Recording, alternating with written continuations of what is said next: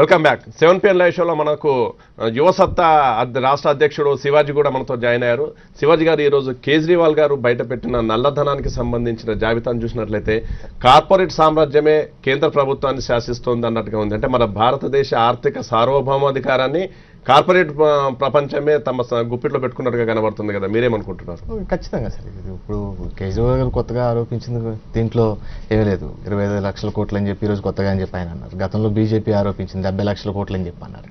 ఏది ఏమైనప్పటికీ 100% భారతదేశం కానివ్వండి, ఇటు రాష్ట్ర ప్రభుత్వం దగ్గర నుంచి కేంద్ర ప్రభుత్వం వరకు 100% ఎవరైతే రాజకీయ నాయకులు ఉన్నారో ఈ రాజకీయ నాయకులు కార్పొరేట్ అండదండలో. బ్లాక్ మనీ ఎక్కడి నుంచి వస్తుంది? రాజకీయ నాయకులు సంపాదించిన డబ్బే. ఇది 100 కోట్లు 1000 కోట్ల రూపాయలు. ముందు మామూలుగా 1 కోటి రూపాయలు ఉదాహరణకి ఇక్కడ రియల్ ఎస్టేట్ పెరిగింది, నీకు నేను నీకు ఇది నాకు అది అనే ఉద్దేశంతో చాలా జరిగినాయి మన రాష్ట్రంలో కూడా, ఆంధ్రప్రదేశ్లో కూడా చాలా కేసులు చూసాం మనం. దీంట్లో ఏం జరుగుతూ ఉంది? ఏదైతే 1 కోటి 2 కోట్ల వరకు ఇది దాచుకునే పరిస్థితి వస్తూ ఉంది. అది ఎప్పుడైతే 100 కోట్లకు వెళ్తుందో ఆటోమేటిక్గా మన భారతదేశాన్ని దాటితే ఇక్కడ మనకు ట్యాక్స్లు ఎక్కువ. ఈ ట్యాక్స్లు కట్టాలంటే వైట్గా ఉంటే ఏదో రకంగా ఎప్పుడొకప్పుడు కేసులు బయటపడతాయి కదా అని చెప్పి వీళ్ళందరూ ఏం చేస్తున్నారు? ఆటోమేటిక్ ఇదంతా ఫారెన్ తరలించడం, స్విచ్ బ్యాంకుల్లో అకౌంట్లు ఓపెన్ చేసుకోవడం ఆటోమేటిక్ జరుగుతూ ఉంది. భరత్సింహారెడ్డి గారు మొన్న ఈ మధ్యన నేను ఒక షోలో చెప్పడం చూశాను. సమరసింహారెడ్డి ఆయన రాజకీయంలో మంచి అనుభవం ఉన్న మనిషి, ఆయన కూడా చూసే ఉంటారు ఇవన్నీ, ఆయనకు తెలియని విషయాలు ఏం కాదు ఇవన్నీ. కానీ ఇక్కడ ఏం జరుగుతూ ఉంది? అవినీతిని అరికట్టే ఉద్దేశం ఎవరికీ లేదు. ఇటు రాష్ట్రం దగ్గర నుంచి మొదలు పెట్టుకుని కేంద్ర స్థాయి వరకు 100% ఏం జరుగుతుంది? నీకిది నాకదైన దూరంలో ఏదైతే జరుగుతుందో 100% మనకు అక్కడ అవినీతిని అరికట్టే సంస్థలు కావాలి. దానికి ఎక్కడైతే మన దగ్గర ఉన్న మెకానిజం కానీ మన దగ్గర ఉన్న స్ట్రెంత్ కానీ ఏది 100% మనకు సరిపోతుంది. దేశం మొత్తం కలిపి 6000 మంది మనకు సిబిఐ ఎంక్వైరీ సమయంలో ప్యూను డ్రైవర్తో సహా కలుపుకుని ఉన్న స్టాఫ్ మొత్తం కలిపి 6000 మంది. ఇంకా అవినీతిని అరికట్టడానికి వీళ్ళు ఎక్కడి నుంచి తీసుకుని వస్తారు? ఇలాంటి చట్టాలు మనకు ఆల్రెడీ ఉన్నాయి. ఉన్నదాన్ని కరెక్ట్గా ఇంప్లిమెంట్ చేస్తే సరిపోతుంది, కానీ ఇంప్లిమెంట్ చేసే పరిస్థితుల్లో లేదు. రైట్. ఇప్పుడు శివాజీ గారు అన్నట్టు 6000 మంది అనేది దానికంటే కూడా సిబ్బంది కంటే గుప్పెడు మంది మాత్రమే చూసినట్లయితే ఒక 700 మంది మాత్రమే అక్కడ స్విస్ బ్యాంకుల్లో నల్లధనాన్ని పోగేసుకున్నారు అనే దాని గురించి. ఆ 700 మందిలో కూడా ముఖ్యులు కొంతమంది ఉంటారు, పెద్ద ఎత్తున చేసుకునే వాళ్ళు. వాళ్ళను అంటే కర్బ్ చేసేది, వాళ్ళను నియంత్రించే పరిస్థితి లోపల కేంద్ర సర్కార్ ఎందుకు లేకపోతుంది? ఎందుకు అంటే ఒకరిద్దరి గురించి 100 కోట్ల గురించి డబ్బుల గురించి ఆశించి అంత ఆగాల్సి వస్తుందా? ఇప్పుడు ఇంతమంది అంతమంది నేను చెప్పను, కానీ ఈ 700 అనే figure, what is the authenticity of that figure? Okay, that's the question. దాన్ని ఎంతసేపు అయినా మనం ఊహించుకొని ఇంత అంత అని చెప్పుకోవడం తప్ప. అందుకే నేను బిగినింగ్లోనే చెప్పాను, ఈ విషయం లోపల అన్ని పార్టీలు ఒక వాయిస్ పై వచ్చి ఒక వైట్ పేపర్ లాంటిది దేశానికి ప్రజలకు అందించవలసిన ఆవశ్యకత ఉంది. అది జరిగినప్పుడే వాస్తవ పరిస్థితులు బయటకు వస్తాయి. ఈవెన్ ఆర్టీఏ యాక్ట్ కింద వచ్చినా కూడా రావడం లే, చాలా విషయాలు అడిగితే కూడా ఇవ్వడం లే, ఇన్ఫర్మేషన్ ఇవ్వడం లే. అందుకొరకు అన్ని పార్టీలు వేరే కార్యక్రమం అనుకొని ఈ కార్యక్రమం this is the biggest defect in our society అని రియలైజ్ అయ్యి ఈ డేంజర్కి వెళ్ళి మన సమాజాన్ని బయటపడేయాలని అన్నప్పుడు, ఈ రాక్షస నుంచి కబంధ హస్తాల నుంచి బయటపడేయాలని అన్నప్పుడు మటుకు ఖచ్చితంగా ఒక వైట్ పేపర్ పెట్టండి. యాక్చువల్గా ఎవరెవరు ఫారిన్ బ్యాంక్స్లో ఉన్నాయి లెక్కలు తీయండి. రైట్. దేశమంతా ఇంత ఆందోళన చెందుతున్న ఈ నల్లధనం అనే సమస్యకు సంబంధించి అధికారంలో ఉన్నటువంటి యూపీఏ సర్కార్కు ఎందుకు అంత ఆందోళన కనిపించట్లేదు? అంత పెద్ద సమస్యలాగా ఎందుకు కనిపించట్లేదు అంటే మీతో బిగినింగ్లోనే అన్నాను, everyone have their own constraints and restraints. ఇప్పుడు ఇక్కడ ఏముంది? సొంత బలం ఎవరికీ లేదు. It's an alliance government. ఏ పక్షం కూడా నల్లధనాన్ని వ్యతిరేకించారు. అందరూ అంటారండి, అందరూ అంటారు. ఎక్కడ ఆపుతుంది మరి?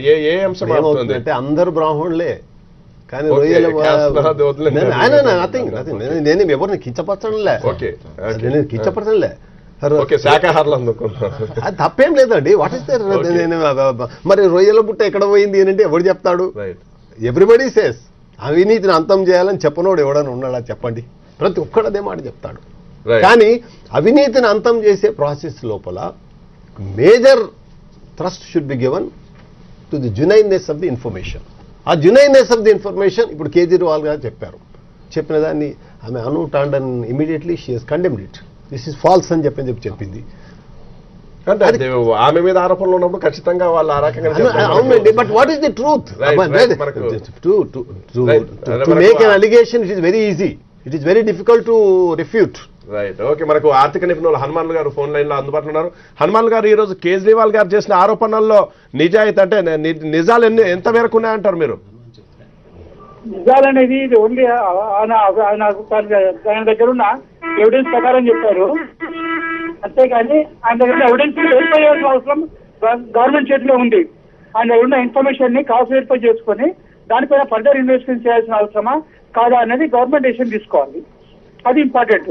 అంతేగాని ఆ ఇన్ఫర్మేషన్ ఎవిడెన్స్ సరిపోతుందా లేదా అంటే సరే ఇప్పుడే మన ఈ ప్రైమ్ మినిస్టర్ స్టేజ్ లో మనం ఎవిడెన్స్ సరిపోతుంది లేదని చెప్పలేము అన్నమాట. మనకు రైట్ అంటే నల్ల మనకు ఇన్ఫర్మేషన్ ఎవిడెన్స్ సరిపోతుంది. ఇప్పుడు ఈ బ్లాక్ మనీ అనే సమస్యకు సంబంధించి కేజ్రీవాల్ గారు చేసిన ఆరోపణలకు సంబంధించి అంటే ఒక స్విస్ బ్యాంక్ నుంచి మనకు వచ్చిన అంటే స్విట్జర్లాండ్ నుంచి వచ్చిన సమాచారం మేరకు కేవలం కొంతమంది మీదే దాడులు జరపడం, మిగతా వాళ్ళను వదిలేయడం అనే దాని గురించి అనేక ఆరోపణలు వినబడుతున్నాయి. దాని గురించి మీరేమనుకుంటున్నారు? అలా కాదు, మళ్ళీ మొత్తం 700 మంది పేర్లు వచ్చాయని చెప్పారు. 700 మందిని ఎంక్వైరీ చేయొచ్చు కదా, అలాంటి లేదు కదా. ఇన్ఫర్మేషన్ కరెక్టా కాదా అనేది చూడండి. క్వాంటమ్ ఇప్పుడు ఫస్ట్ ఇన్ఫర్మేషన్ ఉంది, దాని ప్రకారం యాక్షన్ తీసుకోవడం గవర్నమెంట్ డిస్క్రిప్షన్ లో ఉంటుంది.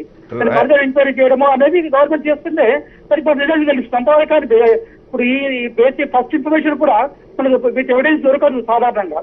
వాళ్ళకున్న ఇన్ఫర్మేషన్ ప్రకారం ఆయన చెప్పాడు, దాన్ని కరెక్టా కాదని సబ్స్టాండ్ చేయాల్సిన అవసరం గవర్నమెంట్ లో ఉంటుంది. అది ఇన్వెస్టిగేట్ చేస్తే కానీ తెలియదు, ఫర్దర్ ఇన్వెస్టిగేట్ చేస్తే కానీ. రైట్ అండి, థ్యాంక్ యూ హనుమాన్ గారు. చెప్పండి పాపారావు గారు. అది ఇప్పుడు హనుమాన్ గారు చెప్పింది ఎవిడెన్స్ ఉందా లేదా ఇన్వెస్టిగేట్ చేస్తే కానీ అది కరెక్టా కాదనేది. అయితే ఫస్ట్ ఏంటంటే ఇక్కడ 700 మందిలో 3 మీద ఆల్రెడీ రైడ్లు జరిగినాయి. గతంలో 3 మీద ఆల్రెడీ చిన్న అకౌంట్ హోల్డర్స్ మీద ఎలాంటి పలుకుబడి లేని 3 అకౌంట్స్ హోల్డర్స్ మీద రైడ్స్ జరిగినప్పుడు వాళ్ళ దగ్గర నుంచి అన్ని వివరాలన్నీ సేకరిస్తే వాళ్ళు చెప్పింది మొత్తం హెచ్ఎస్బిసి దీనిలో ఇన్వాల్వ్ అయి ఉంది హవాలా ర్యాకెట్లో అన్నట్టు ప్రూఫ్ ఉందని చెప్పి ఇన్వెస్టిగేషన్ చీఫ్ డైరెక్టర్కి రిపోర్ట్ ఇచ్చారు. రిపోర్ట్ ఇస్తే రిపోర్ట్ అలాగే ఉంది. మిగిలిన 700 మంది మీద జరగల. అప్పుడే ప్రణబ్ ముఖర్జీ గారు ఏంటంటే మిగతా వాళ్ళ కోసం voluntary disclosure of income scheme అని పెట్టాలని చూశారు, కానీ దాని మీద వెనక్కి పోయి సైలెంట్గా వీళ్ళంతా ట్యాక్స్ కట్టేసి అయిపోయింది, అంతమంది సద్దుమణిపోయింది అది. కాబట్టి ఏంటంటే ఇది జరిగిందా లేదా అనే దానికి 100% జరిగిందనేది అందరి విషయంలో జరిగిందనేది కాకపోయినా ఆ 3 మీద రైడ్ జరిగినప్పుడు మాత్రం జరిగిందనేది ఆ 3 విషయంలో రుజువైంది. కాబట్టి మిగతా 697 మంది విషయం ఏంటంటే పాజిటివ్ ఇండికేటర్స్ అటు చూపిస్తుంటాయి. కాబట్టి పరీక్షించాల్సిన ఇన్వెస్టిగేషన్ జరపాల్సిన బాధ్యత మాత్రం ఖచ్చితంగా అన్ని ఏ ప్రభుత్వం ఉంటే ఆ ప్రభుత్వం మీద ఉంటుంది. బట్ ఈ 3 మీద అది చేయగలిగినప్పుడు ఈ అంటే మిగతా వాళ్ళ మీదకి జనరల్ గా ఏం అడ్డం అంటే ఇది మామూలు సాధారణంగా జరిగేది కదా. ఈ సాధారణంగా ఎక్కడైనా జరిగేది. Big fish or powerful, almost crony capitalism, అది ఎప్పుడు క్రోనీ క్యాపిటలిజంలో నడిచేదే కదా. Big fish is always powerful. చిన్న వాళ్ళకే జరుగుతాయి ఏమైనా. లంచాలు చూస్తున్నాం కదా మనం, లంచాలు తప్పు. చిన్న రూపాయి తీసుకున్నా లంచం తప్పే, కానీ 5,000 తీసుకున్నాడు దొరుకుతాడు. కాదు చెప్తున్నా, అసలు నేను ఎట్లా ఉంటుందంటే లంచమే తప్పు. అందరినీ పట్టుకుంటే ఇవాళ హూజింటావో గారు చైనా గురించి కూడా గొడవ పెట్టుకుంటున్నారు. ఆయన మా దేశంలోనే పెరిగిపోయిందని. అట్లా లంచమే తప్పు. ఏ స్థాయిలో ఉన్న తప్పేది, చిన్నదైనా చిన్నవాడిదైనా ఆటో డ్రైవర్దైనా అమెరికా అధ్యక్షుడిదైనా లంచం అయితే తప్పే. కానీ ఏంటంటే చిన్నవాడిని టక్కుని దొరుకుతున్నాడు, వాడు ఏమి ఇదైపోతున్నాడు, పెద్దోడు కాంటాక్ట్స్ తో బయటపడిపోతున్నాడు. శివాజీ గారు, ఇప్పుడు ఈ చర్యలు అనేటివి అంటే కింద నుంచి పైకి రావడం అంటారా, పై నుంచి కిందికి రావడం అనేది కరెక్ట్ అంటారా? అంటే కోట్లాదిగా ఉండే మన ఆర్థిక వ్యవస్థనే శాసించగలిగే కార్పొరేట్ సామ్రాజ్యాల మీద తీసుకోవడం అంటారా, లేదంటే వ్యక్తుల స్థాయికి పరిమితమైన అవినీతి మీద చర్యలు తీసుకోవడం అనేది? పాపారావు గారు చెప్పినట్టుగా 100% అవినీతి వలన ఈ బ్లాక్ మనీ వస్తుంది తప్పించి ఇంకో వేరే దగ్గర నుంచి వచ్చేది కాదు. ఏదైతే నీకు ఇది నాకు అది ధోరణి ఉందో ఇక్కడి నుంచి మొట్టమొదటిగా జరుగుతుంది. అది ఇప్పుడు 3 అంచెల వ్యవస్థ అని చెప్పి మనం అనుకున్నాం. కేంద్రానికి మొత్తానికి ఒక లోక్పాల్ అయితే సరిపోతుంది. ఎటు వచ్చి పార్లమెంటే అల్టిమేట్గా దాన్ని ఆ పార్లమెంట్లో ఉన్న వాళ్ళకి చాలా మందికి అకౌంట్లు ఉంటాయి. వాళ్ళ బిల్లు ఎందుకు తీసుకుని వచ్చే అవకాశం ఉంటుంది? అంతే కదా సార్. దాంతోపాటుగా అక్కడ లోక్పాల్ ఉంటే మొత్తం దేశం మొత్తానికి అది సరిపోదు. ఇక్కడ లోకాయుక్త జిల్లాలకు అంబుడ్స్మెన్ ఏర్పాటు చేసి పటిష్టమైన, గతంలో మనం విన్ఫాల్ ప్రాఫిట్ ట్యాక్స్ అని చెప్పి సింగపూర్లో ఉంది, అలాంటి పటిష్టమైన చట్టాలు ఇంప్లిమెంట్ చేసుకోవచ్చు. United nations against conviction about corruption అని చెప్పి దాని మీద మనం ఆల్రెడీ ఐక్యరాజ్య సమితితో ఒప్పందం కుదుర్చుకున్నాం. ఇలాంటి మా దేశంలో ఎట్టి పరిస్థితుల్లో మేము అవినీతిని అరికడతామని చెప్పి వాళ్ళతో ఒప్పందం చేసుకున్నాం. కానీ ఎక్కడ ఇంప్లిమెంటేషన్ దశలో లేదు. అట్ ది సేమ్ టైం గతంలో మనం చూసాం, బిఫోర్ లాస్ట్ ఇయర్ అనుకుంటాను, పాపారావు గారు తెలిసే ఉంటుంది, before last year Manmohan Singh గారు prime minister of Andhra Pradesh, prime minister of India, chief minister of ఆంధ్రప్రదేశ్కి ఒక లెటర్ రాస్తే మాకు ఎటువంటి లోకాయుక్త అవసరం లేదు, మాకు అంటే ఏదైతే రాజ్యాంగంలో 283 అధికరణం ప్రకారం దేశం మొత్తం ఒకటే చట్టం చేసే అధికారం పార్లమెంట్కు ఉంది. కేంద్రంలో లోక్పాల్, రాష్ట్రానికి లోకాయుక్త అని చెప్పి అవినీతిని అరికట్టే విషయం మీద. కానీ ఈయన ఏమని రిప్లై పంపించాడు ఇక్కడ నుంచి మనకు సీఎం కిరణ్ కుమార్ రెడ్డి గారు, మాకు బలమైన లోకాయుక్త ఉంది, మాకు ఎటువంటి లోకాయుక్తం, మా రాష్ట్రంలో అసలు అవినీతి జరగట్లేదు, నేను రిప్లై పంపించాను అట్లకి. ఇంకా దానికి ఏం చెప్తాం, అందరికీ తెలిసిన విషయం అది. వేల కోట్లు, లక్షల కోట్ల రూపాయలు కర్ణాటకలో తరహాలో కూడా అది ఇక్కడ మనకి లోకాయుక్తకు చాలా ప్రభుత్వం ఏం difference ఉంది. చేసింది, ఒక పాము తయారు చేసింది సార్, కర్ణాటక పాము లోకాయుక్త has no కూరలు teeth to తీసేసి bite. పబ్లిక్ మీద కుదిరింది, దానికి విషయం లేదు ఏం లేదు, చిన్నపిల్లడు కూడా దాంతో ఆడుకుంటున్నాడు. బలమైన లోకాయుక్తను ఏర్పాటు చేసి కూరలను పామును ఏదైతే అవినీతి అధికారుల మీద కులికి 100% అరికట్టే అవకాశం ఉంది. ఎప్పుడైతే నేను అవినీతికి పాల్పడితే నా ఆస్తులు జప్తులు అవుతాయి, నేను రోడ్డు మీద పడతాననే భయం రాజకీయ నాయకుడికి, ఇటు అధికారులకు ఎప్పుడైతే వస్తుందో అప్పుడు కానీ అవినీతిని అరికట్టే అవకాశం దాదాపుగా ఉండదు. ఇప్పుడు మన లోకాయుక్త చట్టము బలహీనంగా ఉంది అనడం నిర్వివాదాంశం అది. ఎందుకంటే Karnataka Lokayukta has teeth to bite, it has its own powers, whereas this Lokayukta has no teeth to bite and no powers except passive spectator అన్నట్టుగా తయారైపోయింది. అందుకొరకు something has to be done here also to strengthen the hands of Lokayukta. ఇప్పుడు మొన్న వచ్చిన మా మిత్రులు సుభాష్ రెడ్డి గారు కొత్తగా లోకాయుక్త అయ్యారు. ఆయన ఐ డూ అన్నాడు. పాపం ఇప్పుడు there is no financial independence for them, even to buy a typewriter or computer, they are at the mercy of the government. Right, okay. మనకు బీజేపీ సీనియర్ నేత C H Vidyasagar Rao garu phone line అందుబాటులో ఉన్నారు. విద్యాసాగర్ రావు గారు, ఈ రోజు కేజ్రీవాల్ గారు బయట పెట్టిన దాన్ని పట్టి చూసినట్లయితే కేంద్రంలో నల్లధనం మీద చర్యలు తీసుకోవడానికి ఎవరు అడ్డుకుంటున్నారుగా కనబడుతుందంటారు? అంటే ఇప్పుడు ఎవరు దీన్ని అడ్డుకునే ప్రసక్తి లేదు. ఇది ఇప్పుడు కేజ్రీవాల్ గారు చెప్పిన తర్వాతనే వచ్చిన అంశం కాదు. ఇదివరకే ఒక మన సుప్రీంకోర్టు మాజీ న్యాయమూర్తి గారు ఉన్నారు కదా, జీవన్ రెడ్డి గారి నేతృత్వంలో ఈ అంశం పైన సిట్ నియామకం జరిగింది ఇదివరకే. అయితే మరి అది దాని ఇన్వెస్టిగేషన్ ఎట్లా ఉంది అది ఇంకా రాలేదనుకోండి. అన్నిటికన్నా ఎక్కువ ఇప్పుడు ఈ 2009 మార్చి 29 నాడు అప్పుడు అద్వానీ గారు ఒక టాస్క్ ఫోర్స్ నియామకం చేసినాడు, గురుమూర్తి వాళ్ళందరూ ఉన్నారు అందులో. వాళ్ళు ఇచ్చిన నివేదికను అప్పుడే అద్వానీ గారు బహిర్గతం చేసినారు. ఎన్నడూ 29 2009లోనే దీనికి సంబంధించినటువంటి విషయాలన్నీ కూడా చాలా సవివరంగా చెప్పడం జరిగింది. అయితే దీనికి సంబంధించి ఇప్పుడు ఈ G20 దేశాలు ఎవరైతే ఉన్నారో దానిలో వాళ్ళు అంగీకరించిన ఆర్థిక మంత్రులందరూ అంగీకరించినారు. వాళ్ళంటే మనం కూడా సభ్యులు ఉన్నాం. మనం కొన్ని అది బెర్లిన్లో జరిగింది ఆ సమావేశం 2004లో. అప్పటి నుంచి కొంత మనం ముందుకు పోలేదు. మన భారతదేశమే ఎందుకో మొత్తానికి సుప్రీంకోర్టు అయినా ప్రణబ్ ముఖర్జీ గారు ఏదో అప్పుడు సుప్రీంకోర్టు ఆదేశిస్తే ఆర్థిక మంత్రిగా జవాబు ఇచ్చినాడు, కానీ మనం దీనికి సంబంధించి కొంత డిలే చేస్తున్నాం. బట్ అల్టిమేట్లీ మనం చేయవచ్చు. ఇప్పుడు అమెరికా వీళ్ళందరూ కూడా దీన్ని ప్రాధాన్యత సంతరించుకుంది. అన్నిటికన్నా ఏమిటంటే ఈ బ్లాక్ మనీని ఉపయోగించి ఇప్పుడు ఆల్ ఖైదా తీవ్రవాదుల దీని తర్వాత ఇది ఏదో ఉపయోగపడుతున్నది, దీని బ్లాక్ మనీ మీద చెక్ ఉండాలి, ఈ విధంగా ట్యాక్స్ హెవెన్స్ లో వీళ్ళు దాచుకోవడానికి వీల్లేదనేటువంటి విషయాన్ని వచ్చింది ఇప్పుడు. అయితే దీనిలో ఒక 2005లో రేమన్ డబ్ల్యూ బేకర్ అని అమెరికాలో ఆయన ఒక మంచి వేదావి, ఆయన దీనిపైన ఒక పరిశోధనాత్మకమైనటువంటి గ్రంథం రాశాడు ఆయన అమెరికాలో. అయితే అది చాలా ప్రచారంలోకి వచ్చిన తర్వాత అమెరికా కూడా ఇనిషియేటివ్ తీసుకుంటుంది. ఇప్పుడు తీసుకుని ఈ అన్ని దేశాల్లో తీసుకోవాలి, లేకపోతే బ్లాక్ మనీ పోతుంది. అన్నిటికన్నా ముఖ్యమైనదంటే దీన్ని ఈ అమౌంట్ను ఈ పలాయనమయ్యే పెట్టుబడి అంటారు. దీన్ని ఒక దేశం నుంచి ఇది పలాయనం అయితే ఆ దేశానికి నష్టం ఒకటి ఉంటుంది, ఆ పెట్టుబడి నల్లదైనా తెల్లదైనా ఈ దేశంలో ఉండింటేనో ఇక్కడ లాభపడుతుంది.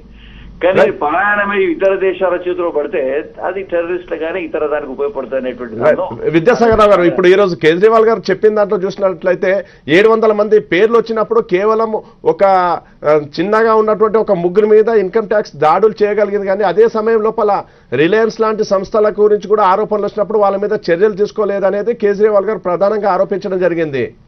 ఇప్పుడు ఒక 3-4 పేర్లే కాదండి. 2008 ఫిబ్రవరిలో జర్మనీలో ఉన్నటువంటి అది ఎల్జిటి బ్యాంక్ సంబంధించిన రహస్య సీడీ ఒకటి బయటపడదు. అప్పుడే అది మొత్తం ప్రపంచవ్యాప్తంగా వచ్చింది. దానిలో ఉన్నటువంటి పేర్లు అన్నీ తెలుసు. మన ప్రభుత్వానికి ఆ పేర్లు తెలియదు అనేది లేదు. ఇది ఆ తెలిస్తేనే కదా కేజ్రీవాల్ గారు చెప్పినారు కదా, ఒక సీనియర్ కాంగ్రెస్ నాయకుడు నాకు ఇచ్చినాడే లిస్ట్ అంతా అని చెప్పేసి. తెలియని విషయం కాదు ఇది. అయితే వాళ్ళందరిపైన చర్య తీసుకోవాలి, మన డబ్బును మనం తీసుకొచ్చుకోవాలి. దీనివల్ల ఏమవుతుందంటే చాలా బ్రహ్మాండంగా మనకున్నటువంటి ఎకానమీలో ఇవన్నీ అభివృద్ధి చేసుకోవచ్చు. దీనిపైన చర్యలు చేయాలి. ఇప్పుడు కొంచెం యాక్టివ్ అవుతున్నారు అందరూ. నేను అనుకుంటున్నాను, I don't know what has happen to Jeevan Reddy committee ఏమైందో తెలియదు కానీ నాకు, బట్ ఆ కమిటీ మాత్రం కాన్స్టిట్యూట్ అయింది. ఒకవేళ ఉన్నట్టయితే మనం జీవన్ రెడ్డి గారు చాలా పేరున్నటువంటి వ్యక్తి, మంచి నిబద్ధత ఉంది ఆయనకు. ఆయన నేతృత్వంలో తప్పకుండా ఇది బయటపడతా అనేటువంటి నమ్మకం మాకు ఉంది. కేజ్రీవాల్ అన్నది ఎవరి పేరు? అంబానీ పేరా? రేపు అంబానీ డినే చేయడం, దాంట్లో డినే కూడా చేసినాడు ఆయన. ఇవన్నీ ఉంటాయి కానీ ఒక 3 పేర్లు 4 పేర్లు కాదు. మొత్తం మనకు తెలుసు. ఇప్పుడు మొత్తం ప్రపంచ దేశాలను చాలా యాక్టివ్ గా అయిపోయినాయి. యాక్టివ్ అయిన తర్వాత భారతదేశం కూడా యాక్టివ్ గా ఉన్నది అనేటువంటి నమ్మకం ఇతర దేశాలకు కల్పించాలి. ఇన్ని రోజులు మనకు కల్పించలేదు. రైట్. అండ్ ఒక నిమిషం అదే విద్యాసాగర్ గారు మీరు లైన్లో ఉండండి. సమరసింహారెడ్డి, ఈ రోజు వీళ్ళ పేర్లందరూ తెలుసు. ఇటు బీజేపీ వాళ్ళు కూడా అడుగుతున్నారు, మిగతా అంటారు. అధికారంలో ఉన్న వాళ్ళు మాత్రం ఎందుకు అంటే ఎస్టేట్ చేయడం అంటారు. అంటే వాళ్ళ మిత్రపక్షాల మధ్య బలం లేకపోవడం అనేది సమస్య కానే కాదు. Ask my friend saga. Please saga. Sir Samarasimha Reddy గారు మాట్లాడుతున్నారు. విద్యాసాగర్ రావు గారు. సాగా చెప్పు బ్రదర్. సార్ నాతో మాట్లాడుతున్నారు మీరు. ఏమన్నా లీగల్ డిమినరీ లీగల్ పాడా ఇక్కడ ఇన్స్పెక్ట్ కానీ మనము ఇప్పుడు we are dealing with the physical aspect. Physical aspect లో నాకైతే ఎవరెవరి పేర్లో నాకైతే తెలియదు. పాపారావు గారేమో ముగ్గురేనా అన్నారు, ముగ్గురు మటుకు ఇచ్చేసారన్నారు. మీరేమో చాలా పేర్లని తెలుసు అన్నారు. Because your there at the helm of affairs there at Delhi for some time కదా. ఆ ఏవో పేర్లు మీ పార్టీ వాళ్ళని మొత్తం అన్ని బయట పెట్టమని చెప్పొచ్చు కదయ్యా. Any problem in that Sagar? Any problem in that? No, absolutely there is no problem.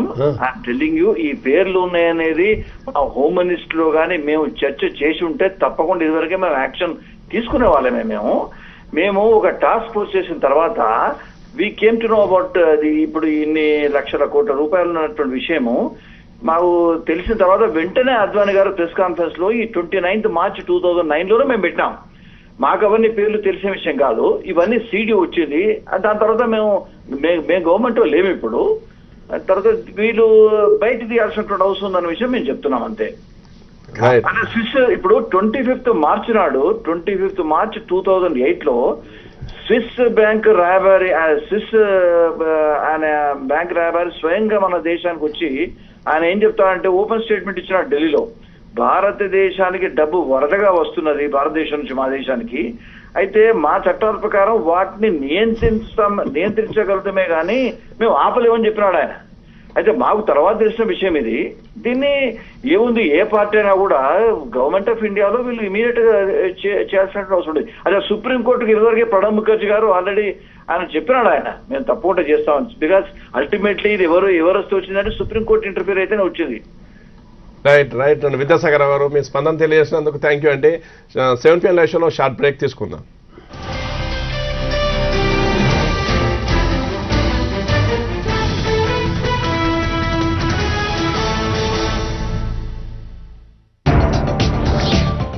గంటలకు ఉక్కు పాదం,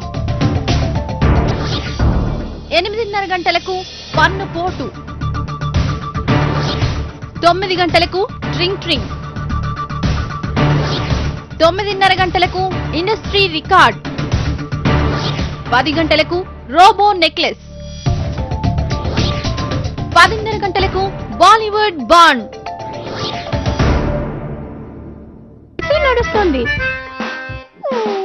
ఏసీ నడుస్తోంది. అవును, మైక్రోటెక్ ఇన్వర్టర్ ఉంటే అన్ని నడుస్తాయి నిశ్చింతగా. అదెప్పుడు బాగుంటుందంటే జోడీ బాగున్నప్పుడే. ఎలాగంటే ఎంటెక్ పవర్ బ్యాటరీ మరియు మైక్రోటెక్ ఇది అందిస్తుంది 60% ఎక్కువ పనితీరును. ప్రెస్టీజ్ ఫెస్టివల్ ధమాకా కొనండి. ప్రెస్టీజ్ మిక్సర్ గ్రైండర్ పొందండి 5 లీటర్ల ప్రెషర్ కుక్కర్ ఉచితంగా.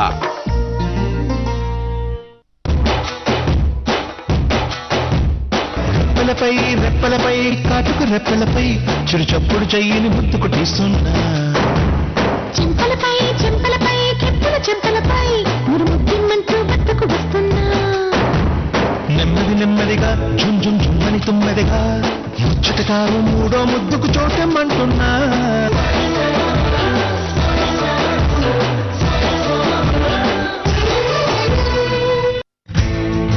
ఆర్థిక లావాదేవీల్లో జాగ్రత్త,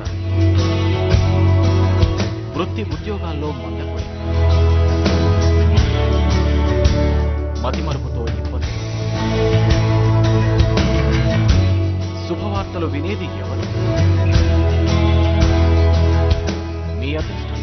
శనివారం ఉదయం 6 గంటల 30 నిమిషాలు. ఈ కార్యక్రమాన్ని మీకు సహసమర్పిస్తున్నవారు సర్వహిత సేవా సమితి.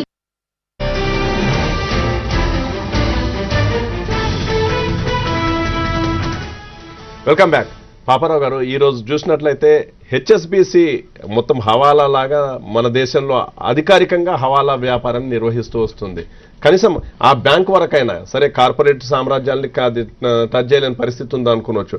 ఆ బ్యాంక్ వరకైనా కూడా కరప్ట్ అంటే ఇంతకు ముందు జరిగిన వాటి మీద చర్యలు తీసుకోవడం కాకుండా ఇప్పుడు జరగకుండా కట్టడి చేసే అవకాశాలు కూడా ఏం లేవంటారా? అంటే కేజ్రీవాల్ అడుగుతుంది అదే, దాని మీద సెడిషన్ కేసు పెట్టాలని, waging war against the country ఆ కేసు ఒకటి పెట్టాలని చెప్పి ఇట్లాంటివన్నీ ఆయన అడుగుతున్నాడు. అట్లాగే దాని యాక్టివిటీస్ ఇండియాలో లేకుండా చేయాలనేది అడుగుతున్నాడు. అయితే ఈజ్ ఇట్ సో ఈజీ? ఎందుకంటే ఇంతమంది పెద్ద పెద్ద వాళ్ళు ఇన్వాల్వ్ అయి ఉన్నారనే వార్తలు కేజ్రీవాల్ నుంచి నోటి నుంచి వచ్చిన తర్వాత అదే గనక బాగా ఖచ్చితంగా నిజమయ్యే పక్షంలో మరి that is not going to be so easy. కాకపోతే ఏంటంటే ఒకటే, చాలా సందర్భాల్లో చాలా ఇట్లాంటి రెవల్యూషన్స్ అంటే ఇట్లాంటి ప్రజలకి తెలియజెప్పే దానిలో ఉండేది ఏంటంటే తక్షణ ఫలితాలు లేకపోయినా దాని తాలూకు ఫలితాలు ప్రజా చైతన్య రూపంలో మధ్యకాల తాత్కాలిక పరిమితిన దీర్ఘకాల పరిమితిన ఉంటాయండి. ఈ రెవల్యూషన్స్ వల్ల ఇమీడియట్గా కరప్షన్ ఎండ్ అవుద్దా, యూపీఏ 2 దాన్ని ఎండ్ చేస్తా, లేకపోతే ఎన్డీఏ వస్తే ఎన్డీఏ ఎండ్ అయ్యా, ఈ క్వశ్చన్స్ కావు. అక్కడ ప్రజలు తెలుసుకుంటున్నారు, ప్రజల చైతన్య స్థాయి పెరుగుతుంది.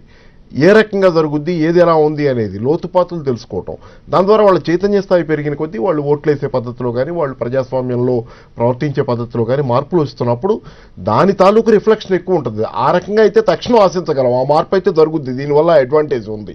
కాకపోతే మరి హెచ్ఎస్బిసి మీద యాక్షన్ తీసుకుంటారా, తీసుకుంటే హెచ్ఎస్బిసి వాళ్ళు ఏం చెబుతారో వీళ్ళ గురించి, వాళ్ళ మీద యాక్షన్ తీసుకుంటే వాళ్ళు వీళ్ళ గురించి ఊరుకుంటారు, వాళ్ళు ఏమంటారో చాలా ఉంటాయి కదా లింకులు. ఇవన్నీ ఉన్నప్పుడు అంత అది ఒక రకమైన జ్యోతిష్యం అయితే చేయలేము. తీసుకోమని ఆయన అయితే అడుగుతున్నాడు, సెడిషను ఆరోపించాడు కాబట్టి. అవి ఎప్పుడు తీసుకోగలరు యాక్షను? ఇది ఆయన బయటపెట్టినది ఎన్ని ఎంక్వైరీ చేసి దానికి సంబంధించిన ఎవిడెన్స్ అంతా దొరికినప్పుడు then they can take action against HSBC. కాబట్టి ఈ చైన్ మొత్తంలో చివరి యాక్షన్ ఎవరి మీద జరుగుద్దంటే హెచ్ఎస్బిసి మీద జరుగుద్ది. ఎంక్వైరీ అనేది ఫస్ట్ జరగాలి, వన్ బై వన్ ఎంక్వైరీ జరుగుతూ రావాలి. ఎంక్వైరీ ఒక సబ్స్టాన్షియల్ లెవెల్కి, గణనీయమైన స్థాయికి హెచ్ఎస్బిసి ఇట్లాంటివి చేసింది అని ఖచ్చితంగా ప్రూవ్ అయ్యి గణనీయమైన స్థాయికి వచ్చినప్పుడు హెచ్ఎస్బిసి మీద యాక్షన్ తీసుకునే బాధ్యత మాత్రం ఖచ్చితంగా ఉంటుంది, అదే నిజం అయితే. కాబట్టి ఏంటంటే ఇది బిగ్ సీక్వెన్స్. దానికంటే మనం గమనించాల్సింది ఏంటంటే తక్షణం జరుగుతున్నటువంటి ప్రయోజనం ఏంటంటే కొన్ని హైపర్బోల్ లాగా ఆయన ఏమన్నా కేజ్రీవాల్ ఊరికే బురజల్లే కార్యక్రమాలాగా చేయదలుచుకుంటే అల్టిమేట్గా అది బూమరాంగ్ అవుద్ది ఆయనకి, దాని ఫలితాలు కూడా ఆయనకు వస్తాయి, బూమరాంగ్ అవుద్ది. కానీ ఇది నిజాలు ఉన్నాయనటానికి కొన్ని ఆధారాలు ఉన్నాయి కాబట్టి దీని మీద ఎంక్వైరీ జరిగేటట్లయితే ప్రజల చైతన్యాన్ని పెంచడంలో మాత్రం ఇది తక్షణం ఉపయోగకరంగా ఉంటుందనేది నా ఉద్దేశం. రైట్ శివాజీ గారు, ఇప్పుడు నల్లధనం అనేది ఒక బహిరంగ రహస్యమైన సమస్య కూడా ఆ రకంగానే ఉంటుంది, అందరూ ఒప్పుకుంటారు కానీ దాని మీద చర్యలు తీసుకునే స్థాయిలో లేరు. దీనికి సంబంధించి అంటే యూత్ మనోభావాలు ఏ రకంగా ఉంటున్నాయి అంటారు? గతానికి ఇప్పటికీ చాలా తేడా ఉందండి. మీరు లాస్ట్ 1.5 year నుంచి చూసుకోండి, చాలా పెద్ద ఎత్తున అవేర్నెస్ కార్యక్రమాలు అటు ఢిల్లీ స్థాయిలో కానివ్వండి, ఇక్కడ లోకల్గా ప్రతి ఇంజనీరింగ్ కాలేజీలో సెమినార్లు కానివ్వండి. నేను రాత్రి సింహపూర్కి బయలుదేరి వచ్చానండి. స్వరాజ్ ఉద్యమం అని చెప్పి లోక్సభ అదే ఎన్జిఓ తరఫున అన్ని పార్టీలు కలిపి చేస్తున్నాయి, బీజేపీ, వైఎస్ఆర్సీపీ అన్ని పార్టీలు ఇందులో ఉన్నాయి, అన్ని కలిపి చేస్తుంది. దీంట్లో మౌన ఈ స్వరాజ్యోద్యమం కాన్సెప్ట్ కూడా మనకు అదే, మనకు ఏదైతే ట్యాక్స్లు కడుతుందో దాని దగ్గరికి మనకు సేవలు పొందట్లేదు, అందరికీ ఎదిగే అవకాశాలు ఉండాలి అని చెప్పి. అందరికీ ఎదిగే అవకాశాలు దాదాపుగా ఇక్కడ లేవు. ఎవడు ఉన్నవాడు అలా 1 కోటి 10 కోట్లు అవుతుంది, 10 కోట్లు 100 కోట్లు అవుతుంది, అలా ఆ స్థాయికి వెళ్తాం తప్పించి సామాన్య ప్రజానికి అందే పరిస్థితి లేదు. ఇందులో కూడా మనం ఇప్పుడు కరప్షన్ గురించి మనం మెయిన్ పాయింట్ ఒకటి మాట్లాడుకోవాల్సింది ఏంటంటే, ఏదో రకంగా ఇప్పుడు ఎవరెవరైతే ఆ లిస్ట్ తెప్పించుకుని, నాకు తెలిసి అయితే ఎంత డబ్బు యూనియన్ బ్యాంక్ ఆఫ్ స్విట్జర్లాండ్లో ఉంది, హెచ్ఎస్బిసి ద్వారా ఎంత తెలియదు ఏంటి అనేది మన దేశ ఆర్థిక వ్యవస్థకు అయితే తెలియకుండా 100% ఉండదు, తెలిసే జరుగుతుంది అంతా. ఈ లిస్ట్ అంతా తెప్పించుకుని పెద్దలు పాపారావు గారు చెప్పారు తప్ప ఏదో రకంగా దాన్ని ఒక ట్యాక్స్, ఒక విన్ఫాల్ ప్రాఫిట్ ట్యాక్స్ లాగో ఏదో రకంగా ట్యాక్స్ వేసి మన జాతికి అంకితం చేయడంలో ఒక కీలక పాత్ర పోషించాల్సిన అవసరం ఎంతైనా ఉంది ఎట్టి పరిస్థితి. ఒక చిన్న ఇదండి, ఇది ఆ డబ్బు తేవటం సరే, ఇది long drawn process, very tough journey in this is involved, చాలా టఫ్ అండ్ పొలిటికల్ విల్, అన్ని రకాల సమర్థత చూపిస్తే కానీ అది జరగదు. జరిగిందని సంతోషపడ్డా కానీ నేను అడుగుతుంది, నాకు ఇక్కడ మొదటి నుంచి ఈ కరప్షన్కి నేను చాలా తీవ్రంగా వ్యతిరేకమైన నాకు వచ్చిన డౌట్ ఉంది. కరప్షన్ వల్ల అంత డబ్బు అక్కడికి పోయింది, ఇదంతా ఇల్లీగల్ ప్రాసెస్, దీనికి సంబంధించిన చండాలం చాలా ఉంది, ఇదంతా నిజమే, కానీ కరప్షన్ వల్ల బయటికి పోతున్న డబ్బులు పోతున్నాయి సరే, ఇదంతా చండాలం. అయితే ఉన్న డబ్బులతో మనం ఏం చేస్తున్నాం అనే ప్రశ్న నాకు పదే పదే వచ్చే ప్రశ్న ఏంటంటే, కరప్షన్ గురించి మాత్రమే మాట్లాడుతున్నప్పుడు దాని గురించి ఖచ్చితంగా మనం మాట్లాడాలి. ఉన్న డబ్బులు, మన దగ్గర డబ్బులు ఉన్నాయి, ప్రభుత్వం దగ్గర డబ్బులు ఉన్నాయి, అవి ఏ విధంగా ఉపయోగించబడుతున్నాయి, అవి సరిగ్గా వాడితే కాదన్న వాళ్ళు ఎవరైనా ఉన్నారా, అవి బడ్జెట్ వేస్తున్నాం లేకపోతే అలొకేషన్స్ చేస్తున్నాం, అవన్నీ అడ్డగోలుగా మనకు కావాల్సిన వాళ్ళకి కార్పొరేట్ రంగానికి కట్టబెట్టుకుంటారు ఐటీఎల్ రూపంలో, పేద ప్రజలకు ఇచ్చే సబ్సిడీల మీద కోత వేస్తా, ఇవన్నీ చేసుకుంటా, ఉన్న డబ్బులు అలా చేసుకుంటా, ఈ కరప్షన్ వల్ల బయటికి పోయిన డబ్బులు వస్తే ఏదో జరిగిపోద్ది దేశానికి అని చెప్పటమే అది విచిత్రమైన వాదన.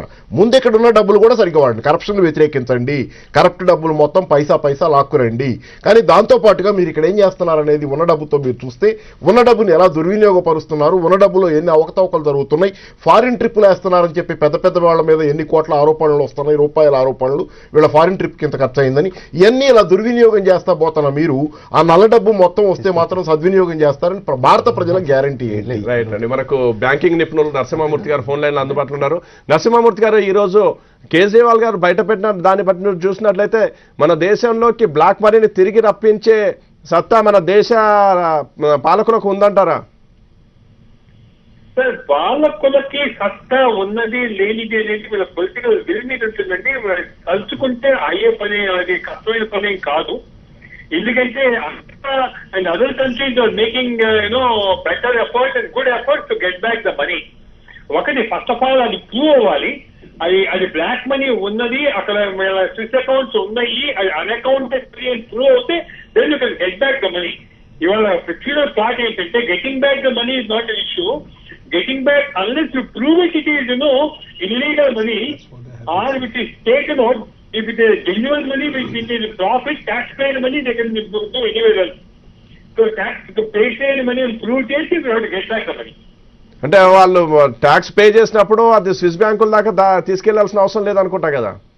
అవసరం లేదు, ట్యాక్స్ పే చేయండి, కరెక్టే. But people like Ambani may say tomorrow నేను ట్యాక్స్ పే చేసిన మనీ కదా అనొచ్చు, ఎందుకంటే they are paying tax. So therefore how it turns into, ఇది ఏ విధంగా టర్న్ తీసుకుంటుంది, how the defence they will come when prove చేసేప్పుడు, subject to that point I think doubted ఆ మనీ తీసుకొచ్చే పొలిటికల్ విల్ పవర్ ఉంటే ఆ డబ్బు తీసుకురావచ్చు. రైట్ అండి. నరసింహమూర్తి గారు, ఇప్పుడు మన బ్యాంకింగ్ వ్యవస్థకు సంబంధించి చూసుకున్నా కూడా అక్కడ 100 కోట్ల రూపాయల వరకు, అంటే ఇప్పుడు సరే అది ముఖేష్ అంబానీ అకౌంట్లో కూడా కేవలం 100 కోట్లే ఉన్నాయంటే అది నిజంగా 100 కోట్లేనా లేదంటే తక్కువ ఎక్కువ అనే దాని గురించి చర్చను కూడా అది వేరే రకం జరుగుతున్నప్పటికీ కూడా మన బ్యాంకింగ్ వ్యవస్థ వరకు చూసుకున్నట్లయితే ఈ దేశం నుంచి డబ్బులను ఫారిన్ ఇన్వెస్ట్మెంట్ కింద రావడమే మహాద్భాగ్యంలాగా చూస్తున్నారు కేంద్రంలో ఉన్న పాలకులు. అంటే ముఖ్యంగా అన్ఫార్చునేట్ పార్ట్ ఏంటంటే, ఈ మధ్య కాలంలో $20 బిలియన్ మన ఇండియా నుంచి అఫీషియల్ గా బయటకు పోయేయండి. ఎయిర్టెల్ వాడు గల్ఫ్ లో ఆఫ్రికాలో కొనుక్కున్నాడు మొబైల్ సర్వీసెస్. అదేవిధంగా టాటా కోరస్ కొనుక్కున్నారు, steel company in UK. Official గానే Birla investing outside, Sterlite group they are taking money and investing outside. అంటే బేసిక్ గా ఏమిటంటే, ఇండియాలో ఉన్న ఇన్వెస్ట్మెంట్ క్లైమేట్ మీద ధైర్యం లేక, అన్సర్టినిటీ మీద మన ఇండియన్ కంపెనీసే బయటకు పోయి ఇన్వెస్ట్ చేస్తున్నారు. అంటే ఫర్గెట్ అబౌట్ ఫారిన్ ఇన్వెస్టర్స్ ఇండియాకి రావడం కాదు, మన ఇన్వెస్టర్స్ ఇండియాలో పొటెన్షియల్ వాళ్ళు ఇన్వెస్ట్ చేసే స్థితి చూసుకుని, అన్సర్టినిటీస్ చూసుకుని, ఇక్కడ ఉన్న ఎకనామిక్స్ ధైర్యం లేక బయటకు పోయి ఇన్వెస్ట్ చేస్తున్నారు. సో ఇది ఒక విధంగా చెప్పాలంటే మన ఇన్వెస్ట్మెంటే బయటకు పోతుంది. అది కూడా మనం ఆలోచించాలి. How to retain them, how to invest. మన ఇప్పుడు ఈ రీటైల్ లో ఎఫ్టీఐ ఎందుకంటే ఈ రీటైల్ లో ఇండియన్ ఇన్వెస్టర్స్ డబ్బులు పెట్టచ్చు కదా, బయటపోయే బదులు అది దాన్ని ఎంకరేజ్ చేయొచ్చు కదా. రైట్ అండి. అది ఫెయిల్ అయిపోతున్నాం కదా మనం. రైట్ అండి నరసింహమూర్తి గారు, థ్యాంక్ యూ మీ స్పందన తెలియజేసినందుకు. కేంద్రంలో ఉన్నటువంటి ప్రభుత్వంకి సంబంధించి తీసుకుంటున్న చర్యలు ఉదాసీనంగా ఉన్న పరిస్థితుల లోపల దేశ ఆర్థిక వ్యవస్థ ఎంతవరకు సేఫ్ ఉంది అనే అంశం మీద చర్చను కొనసాగించే ముందు షార్ట్ బ్రేక్ తీసుకుందాం.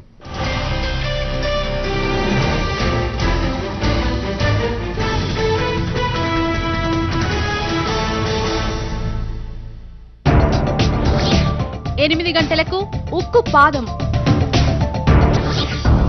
8:30 గంటలకు పన్ను పోటు. 9 గంటలకు ట్రింగ్ ట్రింగ్. 9:30 గంటలకు ఇండస్ట్రీ రికార్డ్. 10 గంటలకు రోబో నెక్లెస్. 10:30 గంటలకు బాలీవుడ్ బాండ్.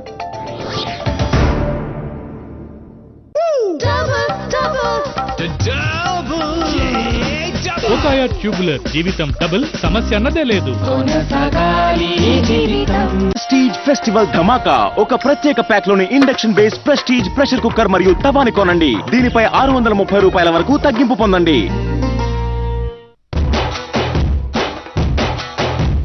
రెప్పలపై రెప్పలపై కాటుకు రెప్పలపై చిరు చప్పుడు చెయ్యిని ముద్దుకు తీస్తున్నా.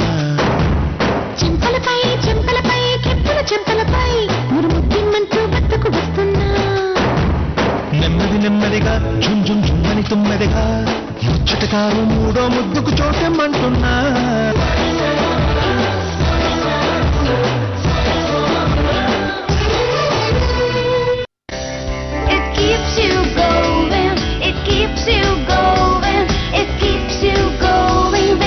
Now Vico turmeric in shaving cream base.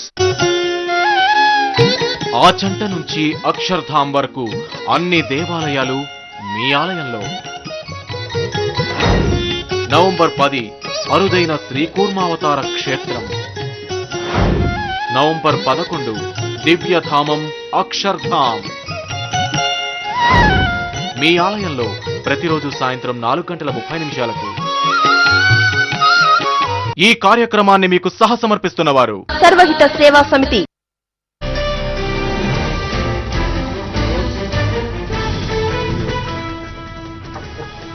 Welcome back.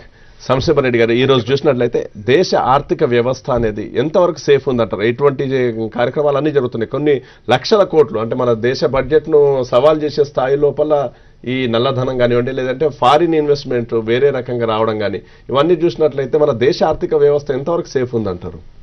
ఇప్పుడు దీనికి బేసిక్గా మనం చూడాల్సినది లిబరలైజేషన్ యొక్క ఎఫెక్ట్ అండి. భారతదేశ ఎకానమీ మీద లిబరలైజేషన్ ఎఫెక్ట్ బాగా పడిందా లేకపోతే చెడ్డగా పడిందా అనే విషయాన్ని గురించి ఆలోచించుకున్నప్పుడు ఒక విధంగా పర్సెంటేజ్ ఆఫ్ గ్రోత్ మన తీసుకొని చూసినప్పుడు ఎక్స్పెక్ట్ చేసిన గ్రోత్ రాలా. మన ప్రధానమంత్రి గారు పార్లమెంట్లో చెప్పారు, దాన్ని చెప్పిన ప్రకారం అంతోటి రాలా. బట్ ఎక్కడ జరుగుతుంది అనేది that thing has to B plugged. ఇప్పుడు లిబరలైజేషన్ ఎఫెక్ట్ ఏమైంది? ఫారిన్ ఇన్వెస్ట్మెంట్ కావాల్సినంత వచ్చింది. మరి ఇక్కడ డబ్బే అక్కడ పోయి అక్కడ నుంచి వచ్చింది అదే అంటున్నారు. అదే కేజ్రీవాల్ కూడా FII విషయంలో అది చూసి జీడీపీని కంపేర్ చేసుకోవడానికి కేజ్రీవాల్ గారు చెప్పిన దాని యొక్క genuineness still has to be confirmed. అది కన్ఫర్మ్ అయినప్పుడు we can speak anything about it. Without confirmation will be groping in darkness. We can't base our conclusions on surmises and conjectures. You require some substantial evidence. లీగల్గా చెప్పాను, లేకుండా ఊరికే groping in darkness అన్నట్టు ఏదో కొట్టుకుంటూ అది అన్నారు ఇదన్నారు అనుకుంటూ పోతే ఇట్ లీడ్స్ అస్ నోవేర్. ఇప్పుడు చెప్పడానికి అన్ని పెద్ద పెద్ద వర్డ్స్ బాగానే ఉంటాయి, కానీ ఫీల్డ్లో గ్రౌండ్ రియాలిటీస్ లేకపోయినప్పుడు, ఉదాహరణకు లిబరలైజేషన్ లోపల ఒక విషయం చెప్తాను నేను. ₹1.50 దొరికే ఆలూతో 13 రూపాయలు పెట్టి అంకుల్ చిప్స్ అని తింటున్నాం. అంతకంటే ఏం లేదు సంపాదించింది. చూడండి, bottle water is costlier than bottle milk. చిన్నది యాడ్ చేస్తాను, మీరు చెప్తురు. గ్లోబలైజేషన్ లిబరలైజేషన్ అంటే ఏంటని ఒక అతను ఒక ఉపన్యాసం ఇచ్చిన తర్వాత, ఏదో నది పక్కన ఒక ఊళ్ళో విజయవాడలో ఇక్కడ ఉపన్యాసం ఇచ్చిన తర్వాత ఒక చిన్నపిల్లాడు లేచి అడిగాడంట, కాలేజీ కొన్నాడు చిన్నపిల్లాడు అంటే, ఆయనకి ఎంత చెప్పినా అర్థం కాక అడిగాడు. లెగిస్తే ఈయన రిప్లై ఇచ్చాడంటే ఇది నిజంగా జరిగింది. ఏమనంటే, నువ్వు కృష్ణానది పక్కన కూర్చొని ఉండి వాటర్ బాటిల్ కొనుక్కోవటమే లిబరలైజేషన్ గ్లోబలైజేషన్. ఎగ్జాక్ట్లీ. ఇవన్నీ కాకుండా కాస్త జాగ్రత్త పడాల్సినటువంటి ఆవశ్యకత ఉంది. మరి దీంట్లో మళ్ళీ అగైన్ ఏమైంది, కాస్త పొలిటికల్ అట్మాస్ఫియర్ కూడా దేశం లోపల చూసుకోవాల్సి వస్తుంది. ఎందుకంటే పొలిటికల్ అట్మాస్ఫియర్ స్టేబుల్గా లేకపోతే ఇదే తగాదాలు ఉంటాయి.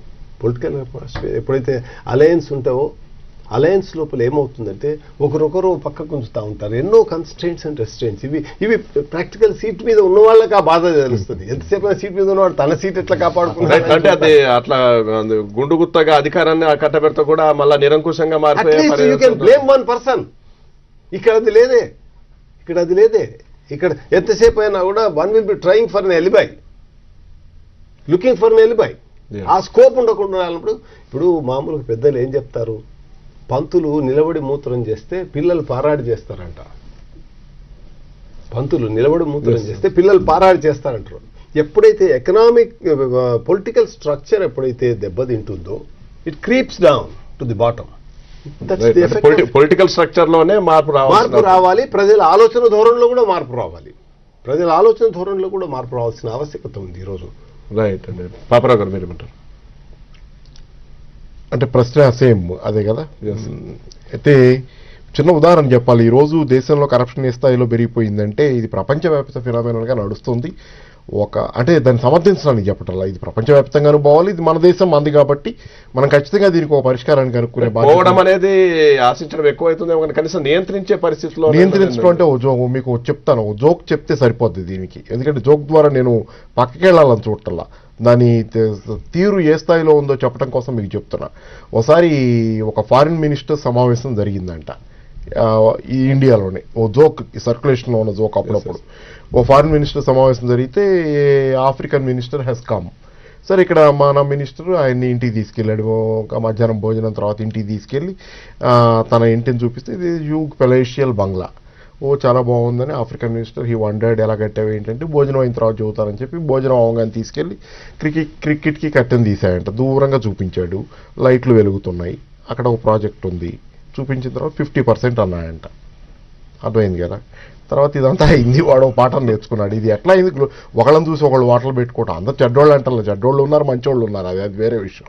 సరే, ఈ ఆఫ్రికన్ మినిస్టర్ తర్వాత దేశం వెళ్ళిపోయాడు, అయిపోయింది. ఈ తర్వాత మళ్ళీ ఈ మినిస్టర్ అక్కడ ఆఫ్రికాలో కాన్ఫరెన్స్కి వెళ్ళాడు. వెళ్తే ఆఫ్రికన్ మినిస్టర్కి స్నేహితుడు అయ్యాడు కదా, అప్పటికే ఆఫ్రికన్ మినిస్టర్ తన ఇంటికి తీసుకెళ్ళాడు భోజనానికి. అది చూస్తే ఇదేముంది, ఈ గట్టి నీళ్ళు ఏముంది, దాన్ని మించిపోయి బ్రహ్మాండంగా ఉంది. అది అంతు పంతు లేని స్థలంలో కట్టేశాడు.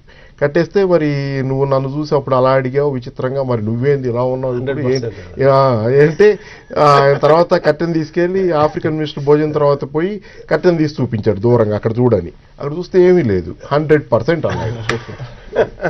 ఓకే, అంటే ఇప్పుడు కరప్షన్ అంటే ఇదేంటంటే ఇందా మనం అనుకున్నాం చూసారా, మనీ అనేది సోల్ వాల్యూగా, ఎర్నింగ్ మనీ. అంతకుముందు మన విజిలెన్స్ కమిషనర్ రిటైర్ అవుతా, ఇండియా విజిలెన్స్ కమిషనర్ రిటైర్ అవుతా ఓ మాట అన్నాడు, భారతదేశంలో మనం ఎట్లా తయారయ్యామంటే డబ్బులకి మనం ఏ స్థాయిలో గౌరవిస్తున్నామంటే అది ఎవడు ఎట్లా సంపాదించాడనే దాంతో నిమిత్తం లేకుండా డబ్బులు ఉండటం ఏకైక విలువగా మనం మనిషికి గౌరవం ఇస్తున్నామని చెప్పాడు.